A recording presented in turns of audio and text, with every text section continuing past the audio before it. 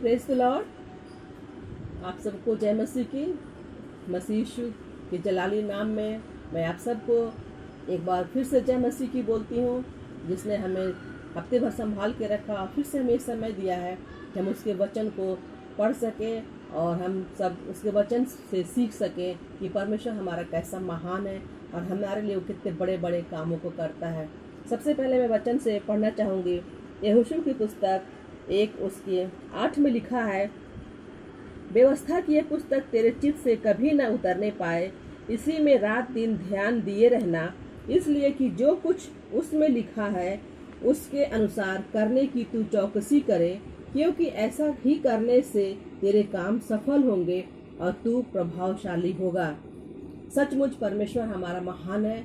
जब हम उसके वचन में रात दिन मनन करते हैं तो परमेश्वर हमारे हर एक कामों को सफल करता है। और उसमें लिखा है कि हियाव बांध कर दृढ़ हो जा, भय न खा और तेरा मन कच्चा न हो, क्योंकि जहाँ जहाँ तू जाएगा वहाँ वहाँ तेरा परमेश्वर यहोवा तेरे संग संग रहेगा। सचमुच जब जब हम जहाँ भी जाते हैं, जो भी हमारे लिए जो काम होता है, अगर हम परमेश्वर से हम विनती करके प्रार्थना करके हम जब भी जहाँ भी जाते हैं, परमेश्वर हमारे सारे कार्यों को पूर्ण करता है। इसके लिए हम सबके पास बहुत बड़े बड़े गवाहियाँ हैं, लेकिन समय सीमित है, इसलिए गवाही का समय हम फिर कभी मैं दूंगी। और सचमुच परमेश्वर को धन्यवाद देना चाहिए कि परमेश्वर हमारा महान है, जो अपने कहे अनुसार हमें प्रतिफल देता है। और मैं आज का वचन है जिसको मैं आज शेयर करना चाहूँगी। आज का टॉपिक है कि सुसमाचार का प्रचार करना। यीशु के प्रचार हमारे लिए कितना जरूरी है। जब हमारे जीवन में यीशु मसीह का कार्य होता है तो उसका प्रचार करना हमारे लिए बहुत ही जरूरी होता है, जिसके लिए मैं पढ़ना चाहूँगी सबोपदेशक की पुस्तक उसकी 11वीं के फर्स्ट आयत में लिखा है, अपनी रोटी जल के ऊपर डाल दे, क्योंकि बहुत दिन के बाद तो उसे फिर पाएगा। इसमें लिखा है अपनी रोटी। रोटी क्या है? हमारा यीशु मसीह का ये जीवित वचन है। जब हम यीशु मसीह को हम ग्रहण कर लेते हैं, उसके वचन को हम जब जान लेते हैं, तो हमें क्या करना है? इनको अपने तक सीमित नहीं रखना है, बल्कि इसको हमें दूसरों में भी बांटना है। इसलिए लिखा है यहाँ पे, अपनी रोटी जल के ऊपर डाल दे, क्योंकि बहुत दिन के बाद तू उसे फिर पाएगा।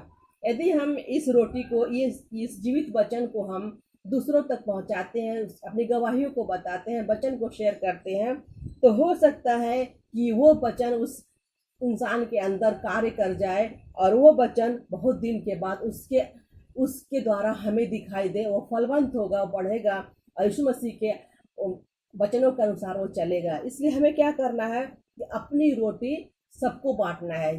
जीवन की रोटी जो यीशु मसीह का वचन है, उसे हमें दूसरों तक भी बांटना है। फिर लिखा है यहाँ पे आगे 5 में कि जैसे तू वायु के चलने का मार्ग नहीं जानता और किस रीति से गर्भवती के पेट में हड्डियां बढ़ती हैं, वैसे ही परमेश्वर का काम भी जानता, जो सब कुछ करता है।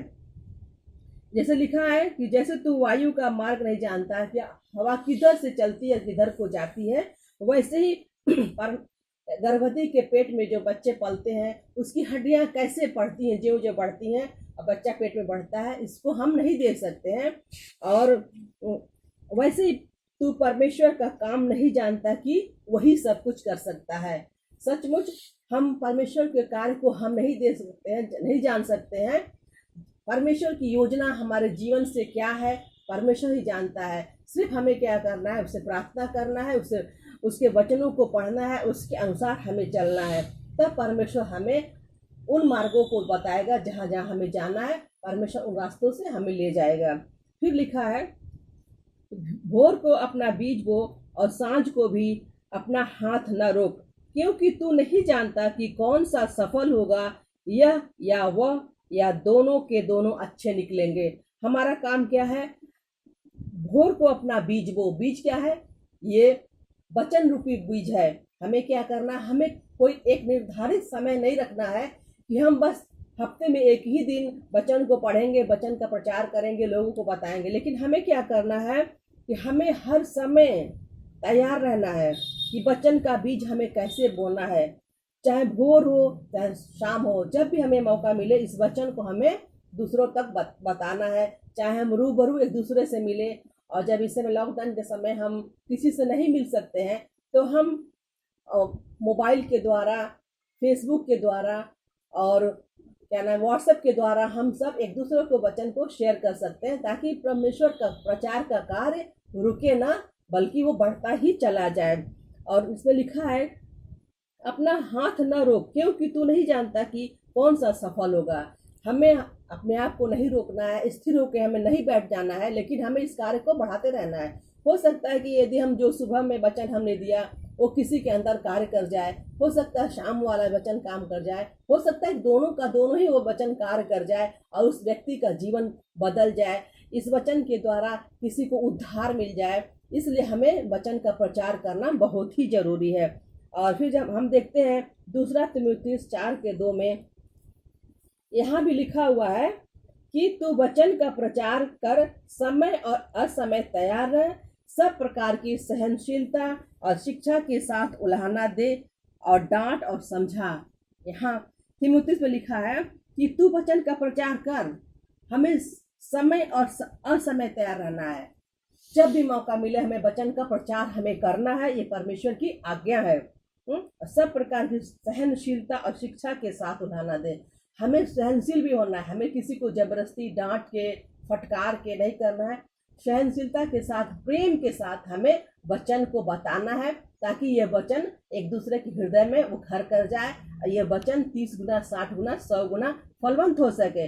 हमें ऐसा प्रचार करना है कि एक दूसरे का जीवन बचे, बहुत सी आत्माएं बचाए जाएं। ऐसा हमें परमेश्वर ने हमें जो कार्य दिया, जो वरदान हमें परमेश्वर ने दिया है, सेवा का काम दिया है, हम तो परमेश्वर ने जब हमें चुना है इस कार्य के लिए, तो इस कार्य को हमें और भी आगे बढ़ाना है। और फिर हम देखते हैं कि यह स्मरण रख कि अंतिम दिनों में कठिन समय आएंगे, क्योंकि मनुष्य स्वार्थी, लोभी, डिंगमार, अभिमानी, निंदक, माता पिता की आज्ञा टालने वाले, कृतज्ञ, अपवित्र, दया रहित, क्षमा रहित, दोष लगाने वाले, असंयमी, कठोर, भले के बैरी, विश्वासघाती, ढीठ, घमंडी और परमेश्वर के नहीं वरन सुख विलास के ही चाहने वाले होंगे। वे भक्ति का वेश तो धरेंगे पर उसकी शक्ति को न मानेंगे। ऐसों से परे रहना। हमें क्या करना है? जब हम वचन का शेयर करते हैं, बताते हैं, तो इसमें बहुत से ऐसे भी लोग होंगे जो ऐसे कठिन समय और भी आने वाले हैं, जो वचन को सुनना नहीं चाहेंगे, उनके कानों में खुजली होने लगेगी और लोग स्वार्थी, डिंगमार, माता पिता की आज्ञा ना मानने वाले, विश्वासघाती, ढीठ, घमंडी, ऐसे भी लोग हो जाएंगे। लेकिन हमें क्या करना है? उन्हें भी प्रेम के साथ, सहनशीलता के साथ हमें उनको वचन उनके अंदर डालना है। जब हम उनके साथ प्रेम का व्यवहार करेंगे, इसलिए प्रेम जो है व्यवस्था की सारी बातों को पूर्ण करती है। यदि हमारे अंदर प्रेम है तो हमने व्यवस्था को पूरा किया है। जब हम ऐसा कार्य करते हैं, ऐसे लोगों के बीच में हम जब जाके कार्य करते हैं, उनको वचन बताते हैं, तो हमारे द्वारा, प्रेम के द्वारा उनका हृदय बदल सकता है, वो प्रभु के नजदीक आ सकते हैं। तो हमारा जो कार्य परमेश्वर हमें ठहराया है वचन का प्रचार करने का, उसे हमें अपने तक सीमित नहीं रखना है। जो वचन परमेश्वर हमें देता है वो दूसरे तक भी हमें पहुंचाना है। इसलिए हमें क्या करना है? हमें समय और असमय तैयार रहना है। अपने दो धारी तलवार को लेकर वचन का प्रचार हमें करना है, ताकि बहुत सी आत्माएं बचाई जाएं। और इस समय जब हमारे पास समय नहीं है कि हम एक दूसरे से मिले, लेकिन परमेश्वर हमें अच्छा समय दिया है कि हम घर में ही बैठ के मोबाइल के द्वारा हम इस प्रचार को हम लोगों तक पहुंचा सकते हैं। परमेश्वर को मैं धन्यवाद देती हूँ तो परमेश्वर ने मुझे अच्छा समय दिया और ये प्रचार करने का हमें समय दिया कि मैं भोर और शाम जब भी मुझे मौका मिलता है अपने वचन को मैं शेयर करती हूँ, लोगों तक पहुँचाती हूँ। और मैं आप सबसे यही रिक्वेस्ट करती हूँ कि आप भी इन कार्यों से जुड़ जाइए, ताकि अब समय बहुत कम है, कठिन समय है, परमेश्वर का आना निकट है। इसलिए हमें समय और असमय हमें तैयार रहना है, ताकि जब भी परमेश्वर का आगमन हो हम तैयार पाए जाएं, ताकि उसकी दुल्हन उसके साथ उठा ली जाए। Praise the Lord. परमेश्वर आप सबको आशीष दे इस वचन के द्वारा। जय मसीह की।